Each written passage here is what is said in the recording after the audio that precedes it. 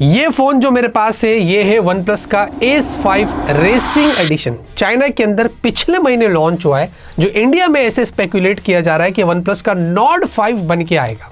हमने थोड़ा रिसर्च किया लेकिन मुझे डाउट हुआ कि ऐसा शायद होगा, क्योंकि इसमें कुछ कॉम्प्रोमाइजेस है और अगर यही सेम फोन उठाकर इंडिया में वो लोग लॉन्च करते हैं तो OnePlus को बहुत बैकलैश आ सकता है। अगर मॉडिफाई करके करते हैं then there is not an issue, और कहाँ मॉडिफिकेशन होना चाहिए उसके बारे में इस वीडियो में बात करेंगे। लेकिन मुझे ऐसा लगता है कि यही सेम फोन उनको लॉन्च नहीं करना चाहिए। अब बात यह है कि मैंने इंडिया के अंदर 4 बड़े लीकर से पूछा कि क्या ये स्मार्टफोन जो मेरे पास आया है, उनको व्हाट्सएप पे मैंने अच्छी बातें करा कि इंडिया में Nord 5 बन के आएगा। उसमें से 3 लोगों ने कहा कि आएगा, एक ने कहा आई डोंट थिंक सो। उसको भी हम लोग क्रेडिबिलिटी देते हैं क्योंकि उसने अपनी रिसर्च से बताया, लेकिन 3 लोगों ने यहाँ पर ये बताया कि ये आएगा। उसमें से एक बंदे ने ये भी बोला कि ये मॉडिफाइड होके आएगा क्योंकि सेम फ़ोन हमें नहीं मिलेगा उसके अपने सोर्स से। तो काफ़ी सारी ऐसी इन्फॉर्मेशन हमने इकट्ठा किया, इसीलिए हमने भी स्पेकुलेट किया कि होपफुली ये आ सकता है OnePlus Nord 5 बन के। अब सबसे पहले देखिए दोस्तों, डिज़ाइन और बिल्ड की बात करेंगे तो आपको पीछे पॉलीकार्बोनेट बैक है, पॉलीकार्बोनेट फ्रेम से। ये रेसिंग एडिशन है तो इसकी डिज़ाइन थोड़ी अलग है, इंडियन वेरिएंट शायद अलग डिज़ाइन के साथ आएगा, बट आपको डुअल कैमरा लेआउट है, मेटालिक रिंग के साथ मिलता है, कुछ वैसा है। 8.3 mm की थिकनेस, 203 ग्राम्स का है। अब बड़ी बैटरी है, उसके हिसाब से थिकनेस और वेट को अच्छे से मेंटेन किया है। थोड़ा और बेटर हो सकता था क्योंकि इससे बेटर थिकनेस और वेट मैंने देखा हो विद 7000 mAh बैटरी। बाकी जो बुरी चीज़ यहाँ पर ये है कि इसमें आपको सिर्फ और सिर्फ सिंगल स्पीकर मिलता है और स्पीकर की क्वालिटी भी एवरेज है। ये चाइना के लिए किया गया है, लेकिन मुझे नहीं लगता कि इंडिया में उनको ऐसे करना चाहिए। यहाँ पर वो मॉडिफिकेशन उनको करना पड़ेगा और इंडिया में डुअल स्पीकर्स के साथ लॉन्च करना पड़ेगा, क्योंकि Samsung Galaxy F56, in fact iQOO और वीवो के कुछ फ़ोन सिंगल स्पीकर के साथ आए और वो बहुत बड़े डील ब्रेकर थे। काफ़ी सारे लोगों ने उस वजह से भी उन फोन्स को रिजेक्ट किया है, काफ़ी बैकलैश आया था उस पर।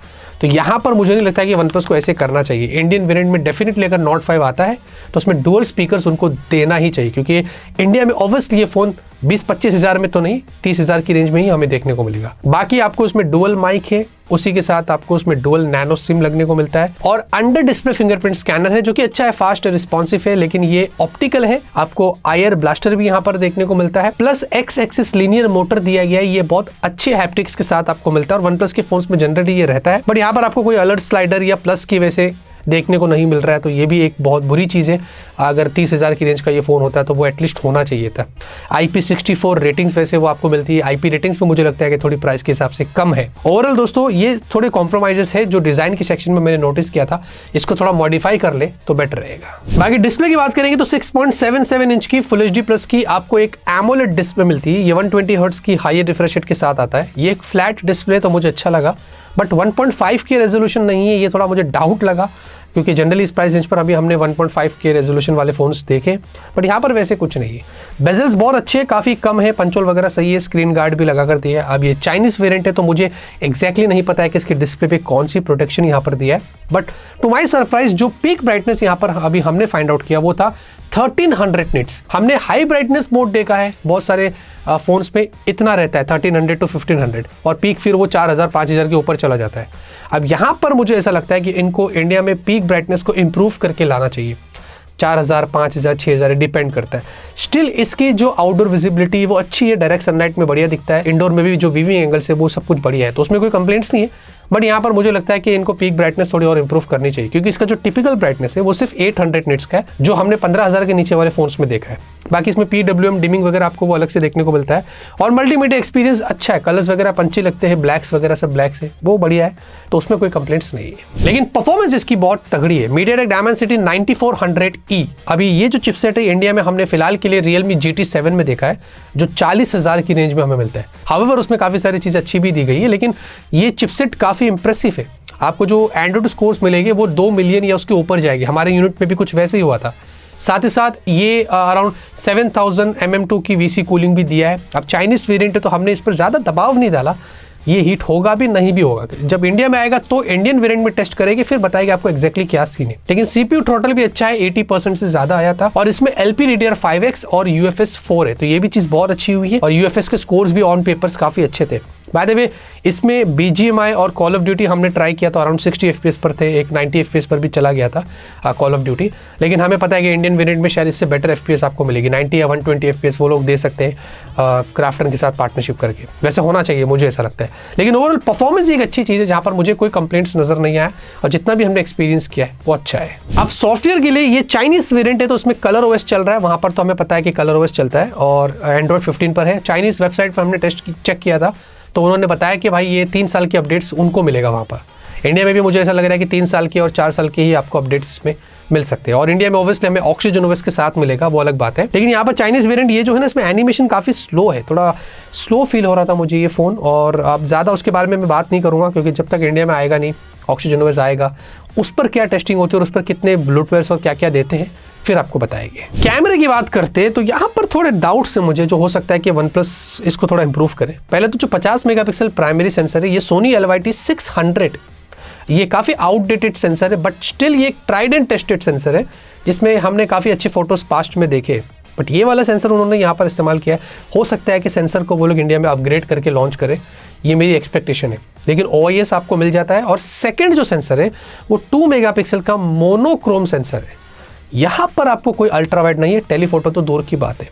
यहाँ पर मुझे लगता है कि उनको एक बड़ा मॉडिफिकेशन करना पड़ेगा और इंडियन में अगर ये वाले फ़ोन को लॉन्च करते हैं तो एटलीस्ट अल्ट्रा वाइड तो उनको देना ही पड़ेगा, वरना इससे भी उनको बहुत बड़ा बैकलैश आ सकता है। बाकी रियर में आपको 4K 60 FPS पे वीडियो मिलता है तो उसमें कोई डाउट नहीं है।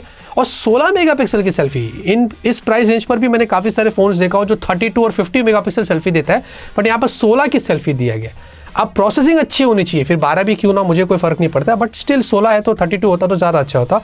और इसमें सिर्फ फुल HD वीडियो है, यहाँ पर भी 4K नहीं है सेल्फी के अंदर, तो ये भी एक चीज़ मुझे लग रही है कि काफ़ी कॉम्प्रोमाइज़ किया गया है। पोर्ट्रेट आपको वैसे 1x 2x जूम मिल जाता है और फोटो में नॉर्मली आपको 20 टाइम्स जूम मिलता है, जो कि डिजिटली थोड़ा काम लिया गया है, बट इतने खास फोटोज़ नहीं आते। अगर जूम फोटोज़ की बात करें थोड़ा बहुत काम निकल जाता है। अब चाइनीज़ वेरिएंट है तो फोटोज़ अभी इस पर ज़्यादा कमेंट नहीं करेंगे, लेकिन जितने भी फोटोज़ आपको दिखा रहा हूँ, हमने फर्स्ट इंप्रेशन की अगर बात करें, हमें अच्छा लगा, हमारी टीम को अच्छा लगा। पिक्चर क्वालिटी अच्छी है, जैसे कि मैंने कहा सेंसर को थोड़ा ट्राइड एंड टेस्टेड है तो काम में लिया गया है। और बाकी अगर सेल्फी वगैरह सब कुछ अच्छा है। इनफैक्ट अगर वीडियो भी देखते हो तो वीडियो भी अच्छा है, स्टेबलाइजेशन अच्छी है और सेल्फी भी यहाँ पर अच्छी स्टेबल वीडियोस निकाल लेता है। फिर भी मैंने गूगल ड्राइव की लिंक डिस्क्रिप्शन में छोड़ा हूँ, अब वहाँ पर जाकर चेकआउट कर सकते हैं। बैटरी दोस्तों 7100 mAh की आपको बैटरी मिलती है, तो ये चीज़ भी बहुत अच्छी हुई है। एक परफॉर्मेंस मुझे अच्छी लगी इसकी और एक बैटरी बहुत अच्छी लगी। और 80 वॉट का अडेप्टर आपको बॉक्स में मिलेगा। ऑब्वियसली इंडिया में पता नहीं वो लोग 120 के साथ लेके आ जाए, लेकिन ये मुझे ये ऐसा डाउट हो रहा है मुझे।